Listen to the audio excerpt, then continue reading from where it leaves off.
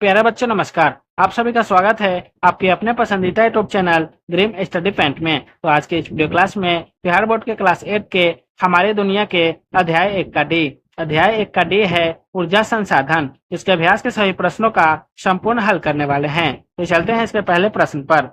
पहला प्रश्न दिया हुआ है, बहुवैकल्पिक प्रश्न है। पहला प्रश्न है, गोंडवाना कालीन चट्टान में किस खनिज के भंडार मिलते हैं? उसका उत्तर हो जाएगा कोबला का। 2 नंबर प्रश्न है, कोयला का सर्वोत्तम किस्म कौन सा है? उसका उत्तर होगा एंथ्रासाइट।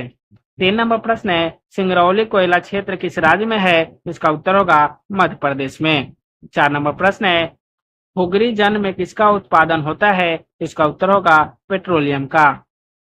5 नंबर प्रश्न है, पवन ऊर्जा उत्पादन से संबंधित क्षेत्र है? उसका उत्तर होगा लांबा का। 6 नंबर प्रश्न है, पूजा घाटी प्रसिद्ध है? इसका उत्तर होगा नाप के लिए। दूसरा प्रश्न है, खाली स्थानों का उपयुक्त शब्दों से पूरा करें। इसका पहला प्रश्न है, कलपक्कम में डैश ऊर्जा का उत्पादन होता है? तो परमाणु ऊर्जा का उत्पादन होता है। दूसरा, 1951 में देश में कोयला का उत्पादन 10 करोड़ टन हुआ तो 3.5 करोड़ टन हुआ। 3 नंबर प्रश्न है, अंकलेश्वर में डैश का उत्पादन किया जाता है? तो तेल का उत्पादन किया जाता है। चौथा, मथुरा तेल शोध केंद्र डैश राज्य में है? तो उत्तर प्रदेश में। 5वां, हीराकुंड जल विद्युत परियोजना डैश महानदी पर विकसित है? तो महानदी पर विकसित है। तीसरा प्रश्न है, सही मिलान कर लिखे। जिसका पहला है मोहपानी, तो मोहपानी का क्या हो जाएगा? कोयला। दूसरा, रुद्र सागर का हो जाएगा पेट्रोलियम। तीसरा, फरक्का का क्या हो जाएगा? ताप विद्युत। और चौथा है तारापुर का हो जाएगा परमाणु ऊर्जा। 5वां है तातापानी, तो तातापानी का हो जाएगा सौर ऊर्जा।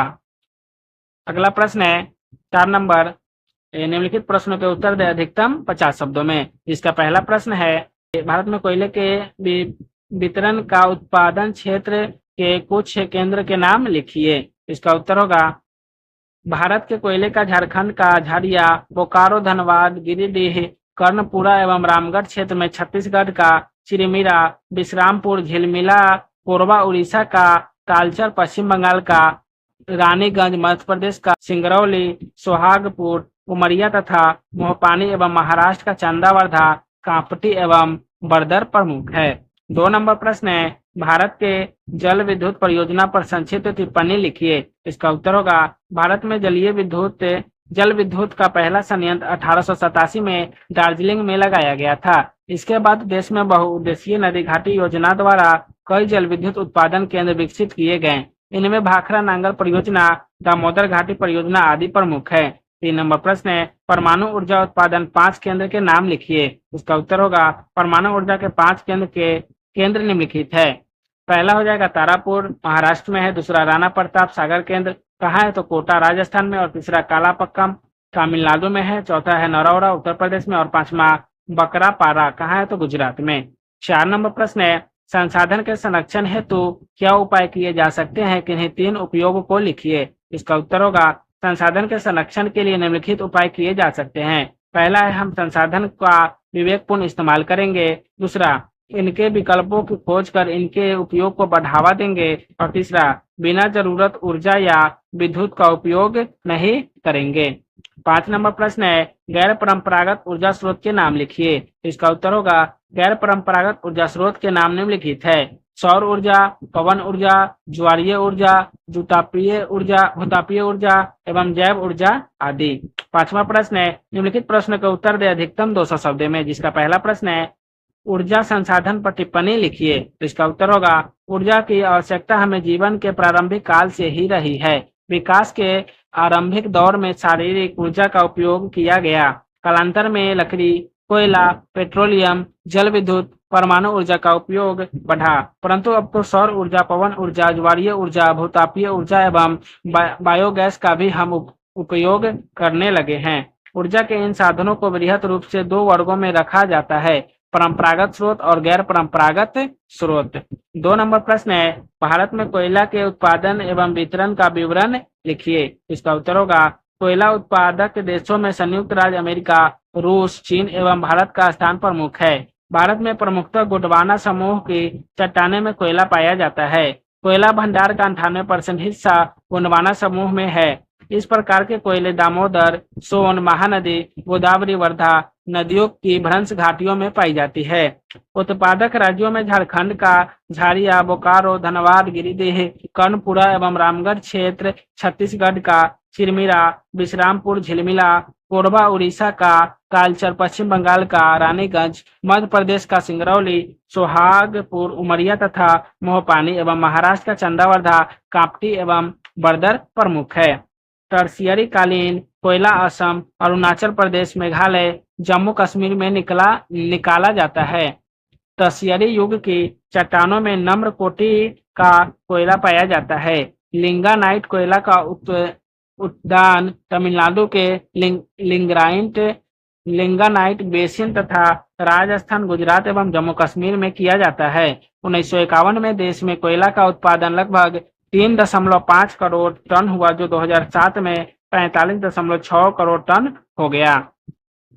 3 नंबर प्रश्न है, भारत में ऊर्जा के परंपरागत ऊर्जा स्रोत पर टिप्पणी लिखिए। इसका उत्तर होगा, ऊर्जा के परंपरागत स्रोत सदियों से ऊर्जा प्रदान करते आ रहे हैं, परंतु ये स्रोत क्षयशील एवं अनवीकरणीय हैं। परंपरागत स्रोत के अंतर्गत कोयला, पेट्रोलियम, प्राकृतिक गैस, जल विद्युत इत्यादि को शामिल किया जाता है। इनमें जल विद्युत को छोड़कर सभी अनवीकरणीय स्रोत है। इन खनिजों का उपयोग एक बार हो जाने पर वे समाप्त हो जाते हैं। उनकी नवीकरणीय या पुनः चक्रण संभव नहीं होता है। कुल भंडार में से उपयोग की गई मात्रा हमेशा घटती जाती है, इसलिए यह क्षयशील संसाधन है।